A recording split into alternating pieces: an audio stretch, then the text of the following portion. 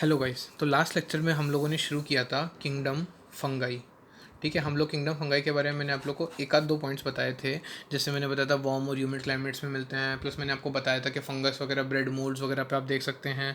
ठीक है ना, हिट्रोट्रॉफिक न्यूट्रिशन होता है, बहुत डाइवर्सिटी होती है। ऐसे मैंने कुछ खास बातें की थी। ठीक है, मतलब ये नॉर्मल थी, कोई ऐसे कोई बहुत इंपॉर्टेंट नहीं थी। फिर मैंने कुछ बताए थे जैसे पक्सीनिया वीट रस्ट कॉज करता है। ठीक है, हर जगह मिल जाते हैं ये। अब देखिए आगे बात करते हैं। अब कुछ इंपॉर्टेंट फीचर्स की बात करूंगा मैं किंगडम फंगाई की। कैसे? जैसे कि अगर मैं एक एक्सेप्शन देख दूँ, ईस्ट ईस्ट क्या है, यूनिसेलुलर फंगाई है। ठीक है, तो ये इसको मैं एक तरीके से एक्सेप्शन मान के चलूँ तो बाकी जितने भी फंगाई होते हैं, रेस्ट ऑल फंगाई, ये क्या होते हैं, दीज आर फिलामेंटस। ये फिलामेंट्स के तौर पे मिलते हैं, मतलब बहुत सारे एक साथ मिलते हैं। ठीक है ना, दीज आर फिलामेंट्स में होते हैं। ये ईस्ट जो होता है इकलौता यूनिसेलर होता है, इसलिए फिलामेंट्स नहीं बना सकता। मतलब फिलामेंट्स एक तरीके से कॉलोनीज हो गई। ठीक है, आप ये कॉलोनी कह सकते हैं। ठीक है, अब ये फिलामेंटस होते हैं। ठीक है, अब क्या होता है, ये जो फिलामेंटस होते हैं तो ये किस तरीके से होते हैं, मतलब शेप वगैरह क्या होते हैं, तो देखिए ये लॉन्ग होते हैं, स्लेंडर पतले से होते हैं। ठीक है, थ्रेड लाइक होते हैं, एकदम लॉन्ग स्लेंडर थ्रेड लाइक होते हैं। ठीक है, ऐसे स्ट्रक्चर्स होते हैं ये। अब इन स्ट्रक्चर्स को क्या बोलते हैं, अब ये कंबाइंडली ये long slender thread like structures को मैं पर्टिकुलरली क्या नाम दे सकता हूँ, हाइफा। क्या नाम दिया मैंने, हाइफा। मतलब ये जो फिलामेंट्स के तौर पे प्रेजेंट होते हैं, ये है ना, बाकी जितने भी फंगस वगैरह हैं ये कैसे होते हैं, long slender thread like structures होते हैं, जिनको मैंने कंबाइंडली क्या बोल दिया, मतलब हाइफा होता है। इसको अपन एक पर्टिकुलर स्ट्रक्चर जो बनता है इसको मैं बोल देता हूँ हाइफा। और अगर मान लो इसका नेटवर्क हो, मतलब बहुत सारे हाइफा अगर आपको एक साथ इस तरह से देखने को मिल जाते हैं, नेटवर्क अगर आपको मिल जाए, उस नेटवर्क को हम क्या बोलते हैं, माइसीलियम। ठीक है, इस पूरे नेटवर्क को अगर बहुत सारे हाइफा एक साथ देखने को मिल जाएं तो वो जो नेटवर्क बनेगा उसको हम बोलते हैं माइसीलियम। ठीक है, अब हाइफा की जैसे बात करूँ तो कुछ हाइफा कैसे होते हैं, कंटिन्यूस होते हैं। ठीक है, कंटिन्यूस ट्यूब्स, मतलब जैसे मैंने बोला ये एक तरीके से लॉन्ग लंबी सी एकदम पतली सी ट्यूब भी तो होती है, तो कुछ तो एकदम एकदम कंटिन्यूस ट्यूब होती है, मतलब बीच में कोई है ना कुछ और नहीं आता, ऐसे कोई बीच में कोई सेप्टा नहीं देखने को मिलेंगे, एकदम कंटिन्यू ट्यूब देखने को मिलेगी, जिसमें क्या मिलेगा आपको, फिल्ड विद। अब ट्यूब में कुछ तो प्रेजेंट होगा ना, तो ट्यूब में क्या प्रेजेंट, आपको ट्यूब में क्या देखने को मिलेगा, tube is filled with the multi nucleated cytoplasm. ठीक है, साइटोप्लाज्म देखने को मिलेगा। ठीक है, कोई भी सेल में आपको क्या देखने को मिलता है, फ्लूइड के तौर पे साइटोप्लाज्म मिलता है। बस यहाँ पे जो साइटोप्लाज्म होगा उसमें न्यूक्लियस कितने होंगे, बहुत सारे। ठीक है, मल्टी न्यूक्लिएटेड साइटोप्लाज्म देखने को मिलेगा। इसको हम बोलते हैं सीनोसाइटिक हाइफा। ठीक है, सीनोसाइटिक हाइफा। इसका क्या मतलब है, देखिए मैंने बोला हाइफा, हाइफा जो है मैंने बोला कि बिल्कुल कुछ कुछ, ठीक है, सारे नहीं, मैंने बोला सम। ठीक है, सम फॉर्म दी कंटिन्यूस ट्यूब्स। कुछ जो है बिल्कुल ऐसे कंटिन्यू ट्यूब बना के रखते हैं, जिसके अंदर अल्टीमेटली ऐसे लिक्विड से भरा होता है, क्या साइटोप्लाज्म होता है, वो कैसा होता है, मल्टी न्यूक्लिएटेड। अब जहाँ वर्ड मल्टी न्यूक्लिएटेड आ गया ना, देखिए यहाँ सीनोसाइटिक वर्ड कभी भी अगर आपको कहीं भी देखने को मिला, मतलब बहुत सारे न्यूक्लियस से रिलेटेड है। मतलब कहीं भी अगर आपने देख लिया कि आपको प्लेना वर्ड पढ़ लिया सीनोसाइटिक, मतलब ये एक से ज़्यादा न्यूक्लियस की बात कर रहा है, तो सीनोसाइटिक हाइफा हमने इसको बोल दिया। ठीक है, इसके अलावा मैंने बोला कुछ हाइफा तो कंटिन्यूस होते हैं और अदर हाइफा में क्या होते हैं, सेप्टा प्रेजेंट होते हैं, आर। ठीक है ना, आर प्रेजेंट विद सेप्टा। ठीक है, प्रेजेंट विद दी सेप्टा देखने को मिल जाएंगे। सेप्टा किस तरीके से, जैसे मान लीजिए ये कंटिन्यूस ट्यूब आ गई तो देखिए ऐसे ना जगह जगह आपको सेप्टा मिल जाएंगे, मतलब कंटिन्यूस नहीं है, बीच बीच में आपको है ना कुछ ऑब्स्ट्रक्शंस देखने को मिल रहे हैं, एक तरीके से आप ये कह सकते हैं। ठीक है, अब सेल वॉल की जैसे अगर मैं बात करूँ तो आप लोग को पता ही है, मैंने आप लोग को स्टार्टिंग में बता दी थी कि फंगाई को हमने प्लांट से अलग क्यों माना था, क्योंकि इनकी जो सेल वॉल का जो कंपोजिशन था उसमें सेल्यूलोज नहीं था। सेल वॉल कैसे बनी थी इनकी, काइटिन की एंड पॉलीसेकेराइड्स की मिलके बनी थी। प्लांट की सेल वॉल किससे बनी होती है, सेल्यूलोज से, जबकि फंगाई की सेल वॉल कैसे बनी थी, काइटिन से और पॉलीसेकेराइड से मिलके बनती है। ठीक है ना, ये हो गया। अब ये हमने सेल वॉल की बात कर ली। अब मैंने जैसे कि आप लोग को बताया था कि मोस्ट ऑफ दी फंगाई कैसे होते हैं, हेटेरोट्रॉफिक। ये मैं कल बता चुका हूँ और बहुत बार बता चुका हूँ कि ज़्यादातर फंगाई कैसे देखने को मिलते हैं, हेटेरोट्रॉफिक देखने को मिलते हैं। ठीक है, अब हेटेरोट्रॉफिक भी अलग अलग तरीके से, कि या तो मान लीजिए ऑर्गेनिक मैटर को ऑब्जॉर्व कर रहे हैं। ठीक है, मान लीजिए ऑर्गेनिक मैटर को ऑब्जॉर्व कर रहे हैं, जैसे कि कहाँ से, डेड रिमेन से, जो भी डेड ऑर्गेनिजम्स हैं। ठीक है, फ्रॉम दी डेड ऑर्गेनिज्म, जो भी डेड ऑर्गेनिजम्स हैं उनका जो भी ऑर्गेनिक मैटर है, न्यूट्रिएंट्स है, उसको ऑब्जॉर्व कर रहे हैं, तो वो तो कैसे बोल देंगे हम इनको, सेप्रोफाइट्स। ठीक है, ये मैं आपको बता चुका हूँ, मोनेरा में मैंने बात कर ली थी इसमें। इसके अलावा और कैसे हो सकते हैं, कि अगर मान लो लिविंग प्लांट्स एनिमल्स पर डिपेंड हैं, लिविंग प्लांट्स और एनिमल्स पे अगर डिपेंडेंट हैं, बट अगर डिपेंड कर रहे हैं सपोज, तो क्या बोल सकते हैं हम उनको, पैरासाइट्स। तो सेप्रोफाइट्स भी हो सकते हैं, पैरासाइट्स भी हो सकते हैं। ठीक है, इसके अलावा एक बहुत ही इंपॉर्टेंट चीज़ है कि ये can also live as can also live as symbionts. Symbionts क्या चीज़ है? देखिए, एक तो होता है पैरासाइट, जिसमें आप एक होस्ट के ऑर्गेनिज्म के अंदर रह रहे हो और उसके ऊपर डिपेंड हो कि वो आपको खाना ला के देगा, आपको सारी ज़रूरतों का वो पूरी करेगा। सिम्बायोन्ट्स में होता है कि आप भी किसी के लिए कर रहे हो और वो भी आपके लिए कर रहा है। मतलब कि जैसे अगर आप उसको ना ऑक्सीजन न्यूट्रिशन वगैरह कुछ दे रहे हो तो वो भी बदले में आपकी हेल्प कर रहा है। मतलब दोनों एक दूसरे पर म्यूचुअली डिपेंडेंट हैं। ठीक है, सिम्बायोन्ट्स का मतलब हो गया mutual dependence on each other. Mutual dependence on each other. ठीक है, अब इसमें जैसे कि अगर मैं बताऊं तो ये किस किस पे डिपेंड हो सकते हैं, किस किस के साथ सिम्बायोटिक रिलेशनशिप शो कर सकते हैं। जैसे एल्गा के साथ शो कर सकते हैं। ठीक है, एल्गे क्या हो गया? किंगडम प्लांटे में हम पढ़ेंगे, जो सबसे पहला ही हम पढ़ेंगे वो होगी एल्गा। इसके साथ है ना, एल्गे के साथ ही क्या बनाते हैं? लाइकेंस। आप लोगों ने लाइकेंस का नाम सुना हो कभी? ठीक है ना, एकदम वो ट्रीज़ के ऊपर आपको देखने को मिलेंगे, कुछ वाइटिश कलर से एकदम होते हैं बिल्कुल। तो वो कैसे बनते हैं? फंगाई और एल्गे साथ साथ अगर रहते हैं तो उसको हम बोलते हैं लाइकेंस। ठीक है, इसके अलावा है ना, जो हायर प्लांट्स की रूट्स होती है, रूट्स ऑफ हायर प्लांट्स। ठीक है, जो है ना हायर प्लांट्स होते हैं, जो एकदम इवोल्व प्लांट्स होते हैं, ठीक है, तो उनकी रूट्स में भी ये देखने को मिल सकते हैं। तो अगर उनकी रूट्स में ये फंगाई देखने को मिलते हैं तो हम उसको बोलते हैं माइकोराइजा। बाकी टेंशन मत लीजिए, मैं पूरा आप लोगों को ये लाइकेंस वगैरह इनके बारे में डिटेल में हम बात करेंगे जैसे जैसे हम आगे बढ़ते जाएंगे। आगे है दिया हुआ है वहाँ पे, मैं सोचा वहाँ पे ज़्यादा अच्छे से आप लोगों को समझ में आएगा, तो वहाँ हम इसकी बात करेंगे। पर अभी इतना जान लीजिए कि ये सिम्बायोटिक रिलेशनशिप में रहते हैं। सिम्बायोटिक रिलेशनशिप मतलब कि दोनों एक दूसरे पर डिपेंडेंट है किसी ना किसी तरीके से। ठीक है ना, तो है ना, और क्लोज एसोसिएशन में होते हैं। सिम्बायोटिक मतलब क्लोज एसोसिएशन, मतलब एकदम बिल्कुल एक दूसरे चिपके हुए रहते हैं। जैसे लाइकेंस अगर आप देखें तो एल्गी और फंगा एक दूसरे के ऊपर ही रहते हैं। हायर प्लांट्स की रूट्स में चिपके होते हैं कुछ फंगाई, तो उसको बोलते हैं माइकोराइजा। ठीक है, तो इस तरीके से मैंने इनका न्यूट्रिशन बता दिया, सिम्बायोटिक रिलेशनशिप बता दिया। अब अगला आता है रिप्रोडक्शन। अब हम जैसे जैसे आगे बढ़ते जा रहे हैं रिप्रोडक्शन भी एडवांस होता जा रहा है। जैसे हम मोनेरा था, फिर हमने यूगली है ना जो हमने पढ़ा था, प्रोटिस्टा पढ़ा था, अब हम बात कर रहे हैं फंगाई की। तो अब रिप्रोडक्शन इसमें देखिए कैसा होता है। एक तो वेजिटेटिव होता है। ठीक है, वेजिटेटिव रिप्रोडक्शन कैसे हो सकता है? फ्रेगमेंटेशन के थ्रू। ठीक है, फ्रेगमेंट्स में मतलब टूट जाता है। ठीक है, छोटे छोटे फ्रेगमेंट हो जाते हैं। ठीक है, इसके अलावा और हर फ्रेगमेंट से एक नया ऑर्गेनिज्म बन जाता है, तो वो फ्रेगमेंटेशन हो गया।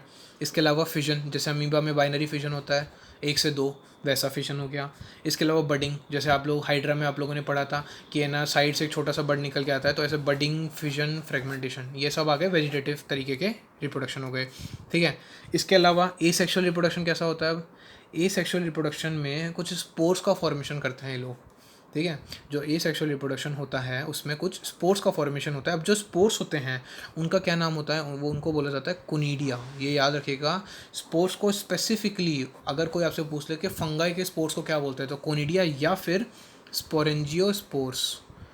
ठीक है, या तो कोनिडिया बोलते हैं या फिर स्पोरेंजियोस्पोर्स बोलते हैं। ठीक है, किसके? Asexual spores of kingdom fungi. ठीक है, या फिर कुछ केसेस में हम जू स्पोर्स भी बोलते हैं, पर कुछ केसेस में ही मैंने बोला क्योंकि जो जू स्पोर्ट्स होते हैं ये जब मैं एल्गे पढ़ाऊंगा आप लोगों को तो वहाँ आपको देखने को मिलेंगे। ठीक है, जू स्पोर्ट्स कह रहे हैं वहाँ हम बात करेंगे, पर मेनली कोनिडिया या फिर स्पोरेंजियोस्पोर्स ही बोलते हैं। ठीक है, वेजिटेटिव रिप्रोडक्शन हो गया, एसेक्सुअल हो गया। अब कौन सा बचा? Sexual reproduction. सेक्सुअल रिप्रोडक्शन में कौन से स्पोर्स बनते हैं? ऊ स्पोर्स, एस्कोस्पोर्स। ठीक है, बेसिडियोस्पोर्स। अभी हम इसके क्लासेस पढ़ेंगे, जैसे हमने प्रोटिस्टा की भी क्लासेस पढ़ी थी अलग अलग, वैसे इसकी भी हम क्लासेस पढ़ेंगे, तो हम तब मैं बताऊंगा हर एक स्पोर के बारे में बात करेंगे हम। ठीक है, पर इतना जान लीजिए ये वाले स्पोर्स इनसे अलग हैं। ये वाले स्पोर्स जो हैं ये थे एसेक्सुअल स्पोर्स और ये हैं सेक्सुअल स्पोर। ये तो एसेक्सुअल रिप्रोडक्शन से बने थे और ये सेक्सुअल रिप्रोडक्शन से बनते हैं। तो ये बहुत बड़ा इंपॉर्टेंट डिफरेंस है दोनों के बीच में, कन्फ्यूज़ नहीं होएगा। अगर आपसे एसेक्सुअल स्पोर्स पूछ रहे हैं तो ये कोनिडिया, स्पोरेंजियोस्पोर्स या जू स्पोर्स होते हैं। ठीक है, सेक्सुअल स्पोर्स बोल रहा है तो ऊ स्पोर, एस्कोस्पोर और बेसिडियोस्पोर होते हैं। ठीक है, अब ये जो स्पोर्स बन रहे हैं, जो सेक्सुअल स्पोर्स बन रहे हैं, ये कहाँ बन रहे हैं? ये फ्रूटिंग बॉडीज़ में बन रहे हैं। फ्रूटिंग बॉडीज़ में फॉर्म हो रहे हैं ये। ठीक है, कुछ फ्रूटिंग बॉडीज़ मतलब अल्टीमेटली जो स्ट्रक्चर बनता है सेक्सुअल रिप्रोडक्शन के बाद, जो स्ट्रक्चर बन रहा है उसको बोलते हैं फ्रूटिंग बॉडी यहाँ पे। ठीक है, उससे ये अल्टीमेटली स्पोर्स का फॉर्मेशन हो रहा है। ठीक है, तो ये आप लोगों को याद रखना है। अब हम थोड़े से इसकी सेक्सुअल रिप्रोडक्शन की बात करेंगे कि सेक्सुअल रिप्रोडक्शन किस तरीके से होता है। तो ये जो सेक्सुअल रिप्रोडक्शन जो होता है ये टोटल 3 स्टेप में होता है। ठीक है, जो फंगाई का जो सेक्सुअल रिप्रोडक्शन है वो टोटल 3 स्टेप में होता है और इसी सीक्वेंस में जिसमें मैं पढ़ाऊँगा उसी में आपको याद रखना है। सबसे पहले क्या होता है? फ्यूजन होता है प्रोटोप्लाज्म का। ठीक है, सबसे पहले 2 सेल्स लिए, ठीक है, 2 सेल्स है, इन दोनों सेल्स के ये जो प्रोटोप्लाज्म है ना, ये अल्टीमेटली देखिए ये इस तरह से फ्यूज़ कर जाएंगे। ठीक है, अल्टीमेटली दोनों मिलेंगे। तो सबसे पहले किसका फ्यूजन हो रहा है? प्रोटोप्लाज्म का। अब प्रोटोप्लाज्म का फ्यूजन हो रहा है, अब उस ऑब्वियस ही बात है, सेक्सुअल रिप्रोडक्शन कैसे होता है? गैमेट्स के थ्रू होता है, तो गैमेट्स के प्रोटोप्लाज्म का फ्यूजन होगा। ठीक है, अब गैमेट्स कैसे हो सकते हैं? मोटाइल भी हो सकते हैं, बिटवीन 2 मोटाइल और 2 नॉन मोटाइल गैमेट्स। ठीक है, अल्टीमेटली इतना आप लोग को पता है, गैमेट्स का फ्यूजन होता है तो सेक्सुअल रिप्रोडक्शन होता है। तो उसमें पहला स्टेप हमने पढ़ा, अब गैमेट्स का भी प्रोटोप्लाज्म में फ्यूजन हो रहा है। मान लीजिए मेल गैमेट है, ये फीमेल गैमेट है। ठीक है, अब ये मोटाइल भी हो सकते हैं दोनों, या नॉन मोटाइल भी हो सकते हैं दोनों। ठीक है, तो इनका सबसे पहले किसका फ्यूजन होगा? प्रोटोप्लाज्म का फ्यूजन होता है। ठीक है, इसको हम बोलते हैं, क्योंकि प्रोटोप्लाज्म का फ्यूजन हो रहा है, इसको हम बोलते हैं प्लाज्मोगेमी। क्योंकि प्रोटोप्लाज्म का फ्यूजन हुआ है तो हमने इसको क्या नाम दिया? प्लाज्मोगेमी। इसके बाद क्या होता है? अब फ्यूजन होता है किसका? न्यूक्लियस का। जो दोनों गैमेट है उनका प्रोटोप्लाज्म फ्यूज हो गया। ठीक है, मान लीजिए एक प्रोटोप्लाज्म बन गया, अब इन दोनों है ना, दोनों अल्टीमेटली न्यूक्लियस का फ्यूजन हो जाता है और एक न्यूक्लियस बन जाता है, तो फ्यूजन ऑफ 2 न्यूक्लियाई। अब न्यूक्लियाई के फ्यूजन को क्या बोलते हैं? कैरियोगेमी। ये वर्ड्स याद रखने हैं आपको, ये टर्म्स जो हैं। प्रोटोप्लाज्म का जब फ्यूजन हुआ तो क्या मैंने बोला? प्लाज्मोगेमी। फिर जब न्यूक्लियस का फ्यूजन हुआ तो मैं बोल रहा हूँ कैरियोगेमी। ठीक है, ये तो अब फ्यूजन हो गया। अब तीसरे स्टेप में क्या होता है? जो जाइगोट बन गया, अब अल्टीमेटली फ्यूजन से क्या बनता है? जब भी मेल गैमेट और फीमेल गैमेट फ्यूज करेंगे तो जाइगोट बनेगा, उसमें होता है मियोसिस। तो अब क्या बात आएगी? मियोसिस इन दी जाइगोट। जो आपका जाइगोट है उसमें होता है मियोसिस। मतलब उसमें देखिए मियोसिस क्या है, अब ये मैं आपको पढ़ाऊंगा, जब सेल बायो में आपको पढ़ाऊंगा तब मैं मियोसिस माइटोसिस पढ़ाऊंगा। अभी ये समझ लीजिए कि जैसे कि अगर मान लीजिए जाइगोट जो होता है वो होता है 2n। ठीक है, डबल होता है, जैसे 2n होती है उसकी प्लॉइडी। तो मियोसिस जब होता है उसमें होता है हाफ हो जाता है, हैप्लॉइड हो जाता है। जैसे ये तो उसको बोलते हैं हम डिप्लॉइड बोलते हैं। 2n मतलब डिप्लॉइड। ठीक है, और n मतलब हो जाता है आपका हैप्लॉइड। अब ये टर्म्स नहीं भी समझ में आए अगर आप लोगों को तो कोई फ़र्क नहीं पड़ता, जब हम सेल बायोलॉजी पढ़ेंगे ठीक है तब आपको ये सब एक एक चीज़, इनका एक एक टर्म मैं आपको डिटेल में बताऊंगा, हैप्लॉइड क्या है, डिप्लॉइड क्या है। अल्टीमेटली आप ये जान लीजिए कि जैसे एक सेट आ गया, n मतलब एक सिंगल, और डिप्लॉइड यहाँ पे 2n मतलब डबल, आपको दिख ही रहा है, तो ये डबल से हाफ हो जाता है। जाइगोट जो होता है वो हमेशा डबल होता है, क्योंकि 2 लोगों से मिलकर बना है ना, इसलिए फिर वो डिवाइड करता है तो वो हाफ हो जाता है। ठीक है, अब हाफ क्यों होना है? क्योंकि हाफ इसलिए होना है कि जो स्पोर्स का प्रोडक्शन करता है, हैप्लॉइड स्पोर्स बनाता है। मैंने क्या बोला? सेक्सुअल रिप्रोडक्शन में क्या बनते हैं? स्पोर्स बनते थे। तो वो स्पोर्स कैसे बने? जाइगोट बना, जाइगोट का अंदर मियोटिक डिवीजन हुआ, जिससे क्या बन गए? हैप्लॉइड स्पोर्स बन गए। तो तीसरा स्टेप क्या आ गया? मियोसिस इन दी जाइगोट। जाइगोट में मियोसिस हुआ, जिससे क्या बन रहा है? आपका हैप्लॉइड स्पोर्स। तो ये आपके 3 स्टेप आ गए सेक्सुअल रिप्रोडक्शन में, ये आपको इसी सीक्वेंस में याद रखना है। ठीक है, अब क्या होता है, कैसे होता है? देखिए, जब भी कोई फंगस रिप्रोड्यूस करता है, when a fungus reproduces sexually, अभी हम सेक्सुअल रिप्रोडक्शन की बात कर रहे हैं, तो रिप्रोड्यूस करता है, मान लीजिए सेक्सुअली अगर रिप्रोडक्शन हो रहा है तो 2 हैप्लॉइड हाइफे आते हैं पास में। जो अभी मैंने हाइफे की बात की थी, जो अभी आप लोगों को बताया था ना मैंने हाइफे, वो कैसे होते हैं? हैप्लॉइड होते हैं। तो 2 हैप्लॉइड मतलब एन कंडीशन आती है उसमें। ठीक है ना, हैप्लॉइड को हम एन से रिप्रेजेंट करते हैं, और डिप्लॉइड को, जो डिप्लॉइड होता है उसको मैं कैसे रिप्रेजेंट करते हैं? 2n से। ठीक है, तो 2 हैप्लॉइड हाइफे पास में आते हैं जो कि कंपेटिबल होते हैं, ऑब्वियसली बात है ना। जैसे कंपेटिबल जो एक दूसरे से होंगे वही आपस में मीट कर पाएंगे ना, उन्हीं का आपस में रिप्रोडक्शन हो पाएगा। अगर 2 अलग अलग तरह के हैं तो वो नहीं आ सकते। जो कुछ हद तक जिनमें सिमिलैरिटीज है, जैसे मैंने आपको बताया था कि है ना, 2 जो स्पीशीज़ के जो हैं, अगर एक ही स्पीशीज़ के लोग हैं तो उनमें रिप्रोडक्शन हो सकता है, उनमें कॉमन कैरेक्टरिस्टिक्स मिलते हैं। पर अगर 2 अलग अलग स्पीशीज़ के लोग हैं तो उनमें कम मिलते हैं, ऐसा मैंने बताया था आप लोग को, याद कीजिए डाइवर्सिटी में। तो मैं बोल रहा हूँ 2 हैप्लॉइड हाइफे हैं जो कंपेटिबल हैं, वो आएंगे, मेट करेंगे और अल्टीमेटली वो क्या कर देंगे? फ्यूज़ कर देंगे, ये 3 स्टेप के थ्रू। ठीक है, अब होता क्या है नॉर्मली? तो क्या होता है, 2 हैप्लॉइड सेल आए, फ्यूज़ करे, अल्टीमेटली क्या बन गया? डिप्लॉइड जाइगोट बन गया। नॉर्मली क्या होता है? नॉर्मली 2 हैप्लॉइड सेल्स आए, ठीक है, फ्यूज़ करे और डिप्लॉइड जाइगोट बना देंगे, डिप्लॉइड जाइगोट बना देंगे। ठीक है, 2n, इसमें n हमेशा छोटा होता है, ये रिप्रेजेंट करने का तरीका है, इससे डिफरेंस पता लग जाता है। ठीक है, तो डिप्लॉइड जाइगोट बन गया तो नॉर्मल कंडीशन में। कुछ फंगस में क्या होता है, कुछ फंगस जैसे कि अगर मैं आपको बात कराऊँ तो हम पढ़ेंगे एस्कोमाइसिटीज़, इन एस्कोमाइसिटीज़ हो गई एंड बेसिडियोमाइसिटीज़ हो गए। ठीक है, ये कुछ फंगस की क्लासेस है जिसके बारे में मैं नेक्स्ट लेक्चर में बताने वाला हूँ। इनमें क्या होता है, इनके अंदर ये देखने को मिलता है कि एक इंटरवीनिंग, मतलब एक बीच में एक डाइकैरियोटिक स्टेज आती है, एक स्टेज आती है डाइकैरियोटिक स्टेज। ये क्या चीज़ है? देखिए बताते हैं। देखिए, जैसे कि मैंने अभी आप लोगों को डायग्राम दिखाया था कि मान लीजिए सबसे पहले प्रोटोप्लाज्म में फ्यूज़ हो गया दोनों सेल्स का, अब न्यूक्लियस फ्यूज़ होने हैं। ठीक है, न्यूक्लियस ऐसे फ्यूज़ होने हैं। अगर मान लीजिए ये न्यूक्लियस कुछ देर तक फ्यूज़ नहीं होते, अब ये भी हैप्लॉइड है, ये भी हैप्लॉइड है, मैंने बताया था ना हैप्लॉइड हाइफे हैं, तो इनके न्यूक्लियस भी हैप्लॉइड होंगे। अब मान लीजिए इनके न्यूक्लियस फ्यूज़ ही नहीं हुए थोड़ी टाइम के लिए, मतलब ये जो सेकंड स्टेज है जो न्यूक्लियाई के फ्यूजन है ये हुई नहीं, तो इसको क्या हो गया, मतलब कि n+n बोलूँगा। नॉर्मल में तो मैं 2n बोल रहा था क्योंकि फ्यूज़ हो रहे थे, अब अगर नहीं फ्यूज़ हो रहे तो n+n ही तो बोलूँगा, तो मतलब कि 2 न्यूक्लियाई एक सेल के अंदर, 2 न्यूक्लियाई पर सेल। देखिए सेल एक है, एक ही सेल है क्योंकि मेम्ब्रेन एक ही है, पूरी की पूरी कवर कर रही है, पर सेल 2 है, 2 न्यूक्लियस आ रहे हैं ना, एक सेल में 2 न्यूक्लियस आपको देखने को मिल रहे हैं, तो इस स्टेज को हम बोलते हैं डाई कैरियोटिक स्टेज। देखिए इसको हमने बोलता है कैरियोगेमी, 2 है ना जो फ्यूजन हो रहा था उसको हम कैरियोगेमी बोल रहे हैं, तो इसलिए मैंने बोला कैरियो मतलब न्यूक्लियस, ठीक है, डाई मतलब 2, मतलब 2 न्यूक्लियर पर सेल। आई बस में इस तरीके से आप इसका मतलब निकाल सकते हैं, डाई कैरियोटिक स्टेज मतलब 2 न्यूक्लियस पर सेल, ठीक है। तो अब इस कंडीशन को हम क्या बोलते हैं, डाई कैरियन। ये जो सेल हो गया डाई कैरियन हो गया, मतलब 2 न्यूक्लियस वाला सेल हो गया, और ये जो स्टेज आई ये स्टेज को हम क्या बोल देंगे, dikaryo phase, dikaryo phase of fungus. ये ऐसी फेज़ है फंगस की जिसके अंदर 2 न्यूक्लियाई मिल रहे हैं एक सेल में, समझ में आया। ये एस्कोमाइसिटीज़ और बेसिडियोमाइसिटीज़ में देखने को मिलता है, ठीक है। अब लेकिन ये ऐसे नहीं हमेशा के लिए, कुछ देर के लिए ऐसा होता है। नॉर्मली तो मैंने क्या बोला, 2 हैप्लॉइड सेल मिले तुरंत फ्यूजन हुआ और जाइगोट बन गया, इनमें कुछ देर के लिए इस तरीके से रहते हैं जिसको हमने बोला डाइकैरियन। बाद में लेटर ये जो पेरेंट के जो न्यूक्लियाई हैं, जो पेरेंटल न्यूक्लियाई हैं, ये फ्यूज़ कर जाएंगे, ठीक है। लेटर ये न्यूक्लियर क्या करेंगे, फ्यूज़ कर जाएंगे, और अल्टीमेटली सेल कैसा बन जाएगा आपका, डिप्लॉयड बन जाएगा। इस सेल को आप अभी डिप्लॉयड नहीं बोल सकते हैं, क्यों, क्योंकि ये n+n है, ये हैप्लॉइड ही है, भले इसमें 2 न्यूक्लियस हैं पर n+n है ना, इसलिए ये हैप्लॉइड ही होता है। बाद में जब ये फ्यूजन करेगा तब ये डिप्लॉयड बन जाता है, मतलब 2n बन जाता है, n+n से 2n बन जाता है, ठीक है।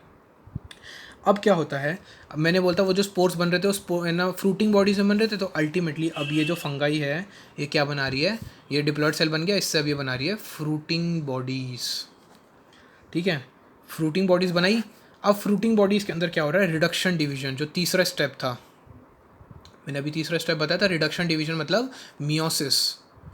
मियोसिस इसमें होता है फ्रूटिंग बॉडीज़ के अंदर, क्योंकि फ्रूटिंग बॉडीज से स्पोर बनते हैं, मैंने आप लोगों को क्लियर किया था। तो अब इन फ्रूटिंग बॉडीज़ में क्या हो रहा है, रिडक्शन डिवीजन हो रहा है, मियोसिस हो रहा है, और क्या बन रहा है, हैप्लॉइड स्पोर का फॉर्मेशन, ठीक है। हैप्लॉइड स्पोर का यहाँ पे फॉर्मेशन हो गया, ठीक है। अब ये हमारा इसमें मैंने जो है फंगस का पूरा सेक्सुअल रिप्रोडक्शन आप लोगों को एक्सप्लेन कर दिया है। इस वीडियो को थोड़ा ध्यान से देखिएगा क्योंकि इसमें लगभग सारी टर्म्स आपको नहीं आई है, एकदम पहली बार आप लोगों ने सुनी होगी तो एकदम से हो सकता है समझ में ना आए, ठीक है। अब इसमें कुछ एक आखिरी लाइन है जो कि बहुत स्टार लाइन है एनसीईआरटी की, मॉर्फोलॉजी ऑफ माइसीलियम।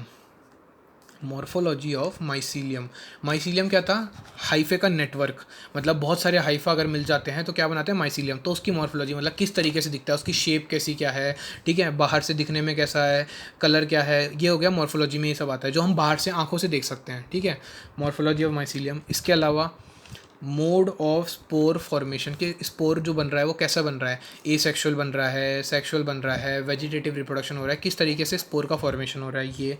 इसके अलावा फ्रूटिंग बॉडीज़, जैसे मैंने अभी बताई फ्रूटिंग बॉडीज़ कैसे बन रही है, ठीक है, एस्कोमाइसिटीज़ वाली है कि बेसिडियोमाइसिटीज़ वाली है कि कौन सी वाली है, कि किस तरीके की फ्रूटिंग बॉडीज़ बन रही है। ये जो 3 चीज़ें हैं ना, ये अल्टीमेटली ये डिटरमाइन करती है, ठीक है, डिटरमाइन द बेसिस ऑफ, ये जो हम डिवीजन करते हैं, जैसे मैंने बताया ना कि अब मैं किंगडम फंगाई का डिवीजन करूंगा और अलग अलग क्लासेस में मैं उसको बताऊंगा, अलग अलग क्लासेस, तो वो किस बेसिस पे करते हैं, determines the basis of division of kingdom fungi into various classes, वापस समझिएगा इस लाइन का मतलब। देखिए हम कभी भी किसी चीज़ का क्लासिफिकेशन करते हैं तो एक रीज़न देते हैं, जैसे कि अगर मैंने बोल दिया कि भाई मैंने क्लासीफाई कर रहा हूँ सारे ऑर्गेनिजम्स को प्लांट्स में और एनिमल्स में, तो मैं क्या रीज़न दे दूंगा कि इनके अंदर सेल वॉल होती है, इनके अंदर नहीं होती है, ये लोग रिप्रोडक्शन है ना, इनका रिप्रोडक्शन जो होता है, सॉरी रिप्रोडक्शन नहीं, इनका जो फोटोसिंथेसिस होता है, फूड का जो होता है न्यूट्रिशन, वो ऑटोट्रॉफिक होता है, इनका हिटोट्रॉफिक होता है, ऐसे मैंने रीज़न दिए। उसी तरीके से मैं फंगाई, जैसे फंगाई को है मैं कई क्लासेस में डिवाइड करूँगा कल, ठीक है, कई क्लासेस में मैं डिवाइड करूँगा, तो वो जो क्लासेस को डिवाइड करने का क्राइटेरिया क्या था, मतलब किस बेसिस पे मैंने 4 क्लासेस में डिवाइड या 3 जितनी में मैं कल करूँगा उसमें डिवाइड किया। एक तो मैं बताऊँगा मॉर्फोलॉजी ऑफ माइसीलियम, कि किस तरह की वो जो माइसीलियम है उसकी मॉर्फोलॉजी कैसी है, वो दिखने में कैसा है।